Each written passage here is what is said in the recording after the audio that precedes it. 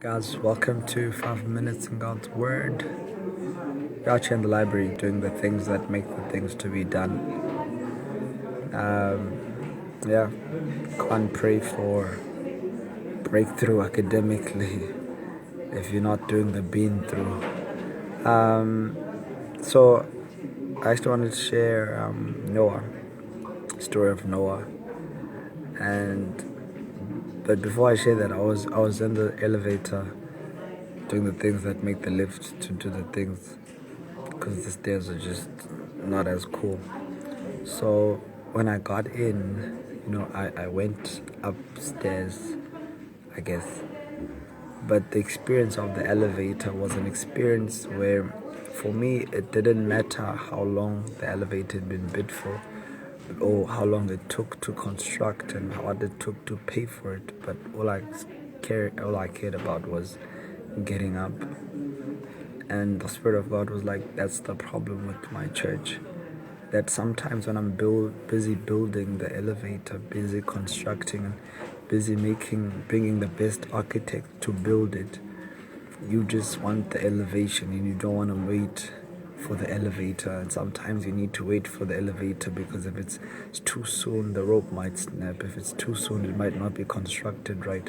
If it's too soon, it might not go up to the right floors because what I've built for you is an elevation or an elevator that will take you up those floors. But angekho lapho, I just wanted to share about Noah and the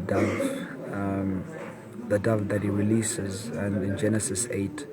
Those who know the book of Genesis, it's just after the book of Revelations. Chapter 8 speaks about Noah and him letting go of a raven. The raven just circulating, trying to find land. And he lets go of a dove, and the dove comes back because, the water had not yet done the things that make the things not to be done.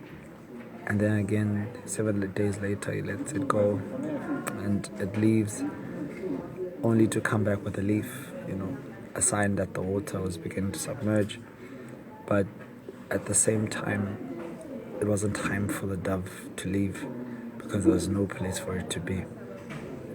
And then a few days later, again, he leaves it, and as he lets it go through the window, that time it doesn't come back.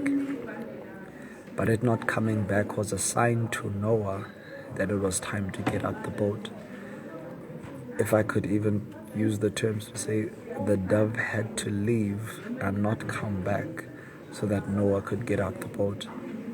And I was like, Spirit Lord, why is this important? And it was like, it's because there are people who will leave your life and it will hurt you because they've been part of your 40 days and 40 nights. They've been part of your boat. They've been through the winds. They've been through a story and a big part of a chapter of your life.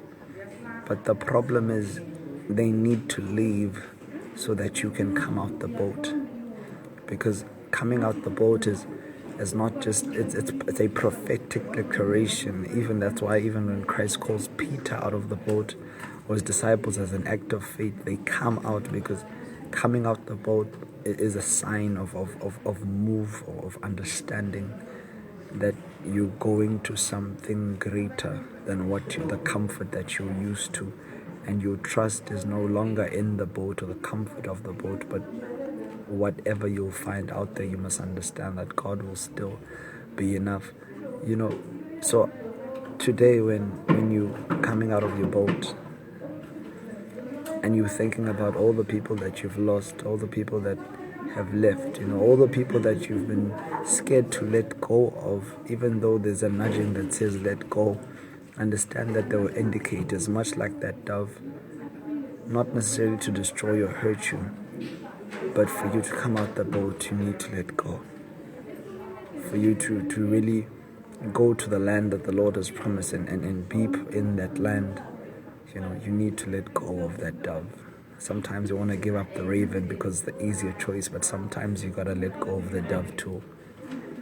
Have you have a blessed day, and those who are studying just as hard. God's going to show up. So have a blessed one. You got to get used to letting go of that dove.